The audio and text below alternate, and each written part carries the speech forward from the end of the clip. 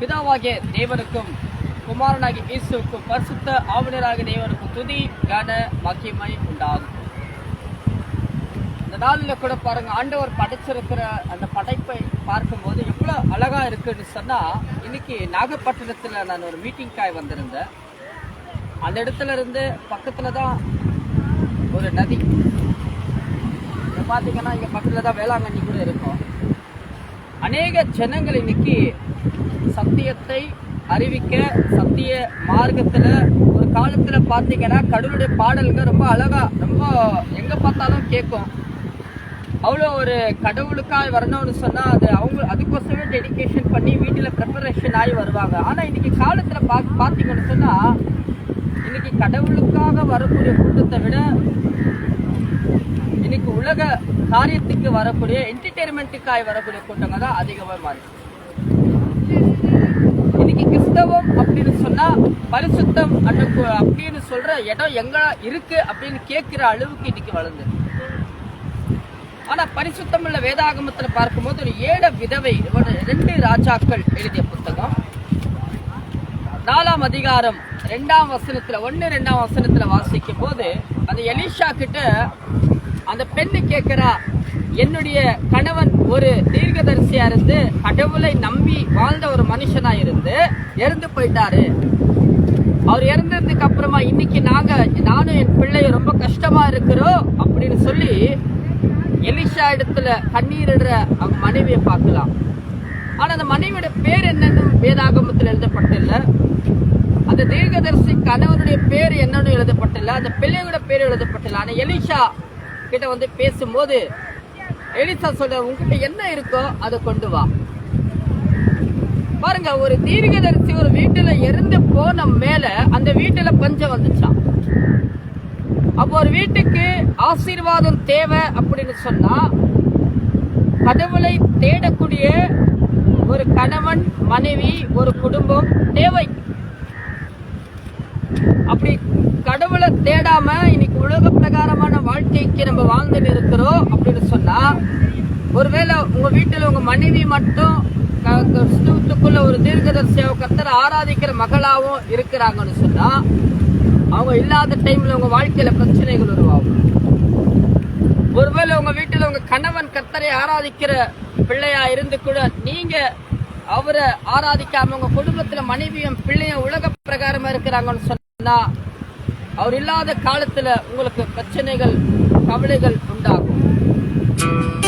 அப்போ நம்ம என்ன செய்யணும், நம்ம வீட்டுல பிள்ளைங்களுக்கு இன்னைக்கு என்டர்டெயின்மெண்ட், எங்க பார்த்தாலும் என்டர்டெயின்மெண்ட் தான். பரிசுத்தமான கூட்டமே இல்ல. வேதாகம் சொல்லுது, ஆண்டவரே வேதாகமத்தை நம்ம வாழ்க்கையில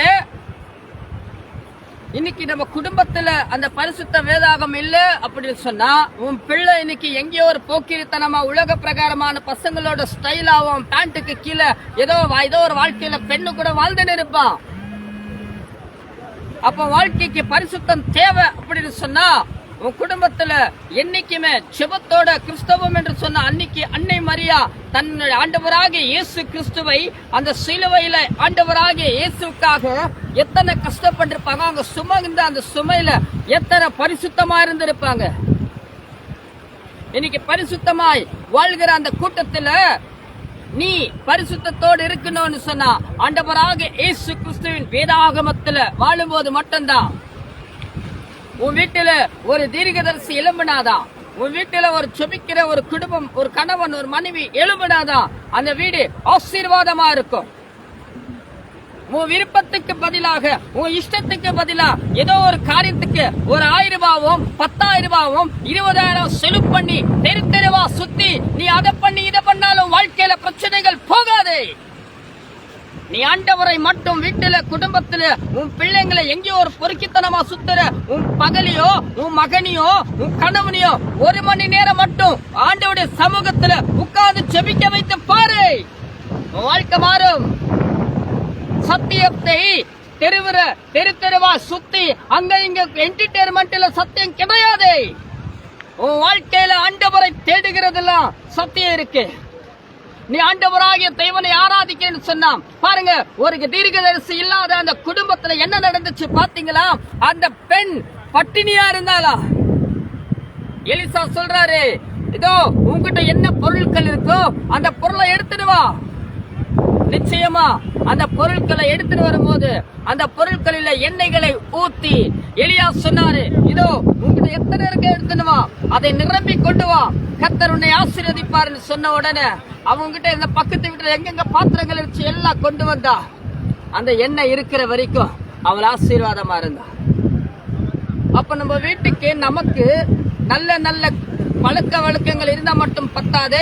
நம்ம குடும்பத்துல நம்ம பிள்ளைங்களுக்காக, தகப்பனும் தாய்க்காக, ஒவ்வொரு காரியத்துக்காக செபிக்கிற குடும்பமா இருந்தோம்னு சொன்னா அந்த குடும்பம் தரித்திரத்துல இருக்காது. சங்கீதம் 128:1-2 சொல்லுது, கர்த்தரை ஆராதிக்கவன் ஆசீர்வதிக்கப்பட்டவனாயிருப்பான். நீ ஆசீர்வதிக்கப்பட்டவனாயிரு.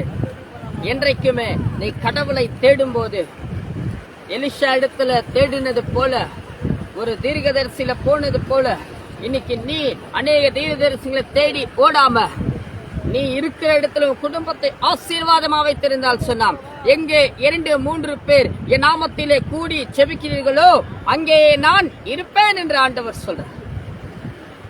வாங்க கர்த்தரை ஆராதிக்கலாம். இந்த நாள் முழுவதுமாக ஒவ்வொரு நாளும் உங்களுக்காக சத்திய வார்த்தைகள் 7 நாட்கள். இதோ செங்கல்பட்டுல கைத்தண்டல கிராமத்துல 3 நாள் உபவாச கூட்டங்களை வைத்து இருக்கிறோம். 11, 12, 13 உபவாசம், 3 நாள் எழுப்புதல் முகாம். அந்த முகாமுல வாங்க, கர்த்தர் நிச்சயமா உங்களை ஆசீர்வதிப்பாரு. இது எத்தனை பேர் இந்த ஒரு ஆசீர்வாதம் உங்களுக்கு தேவையோ, இல்ல இந்த ஜெபம் தேவையோ, என்ன கான்டாக்ட் பண்ணுங்க. நிச்சயமா உங்களுக்கு ஆசீர்வாதமாய் கர்த்தர் நடத்துவார். கர்த்தர் உங்களை ஆசீர்வதிப்பாராக. ஆமென்.